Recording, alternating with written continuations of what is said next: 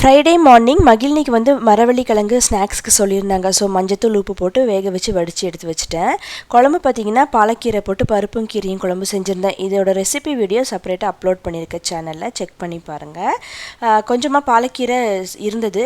So அதே வந்து அப்படியே பொரியல் பண்ணிடலாம் அப்படின்னு சொல்லிட்டு வெங்காயம் வரமிளகா கீரை போட்டு வேக வச்சுட்டு கடைசியாக முட்டை உடச்சி ஊற்றினோன்னா பொரியல் ரெடி ஆயிரும்.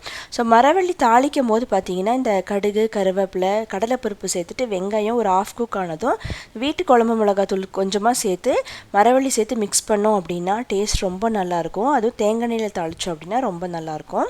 ஹஸ்பண்ட் வந்து இதையே வந்து பிரேக்ஃபாஸ்ட்டுக்கு சாப்பிட்டுக்கிறேன் அப்படின்னு சொல்லிட்டாரு.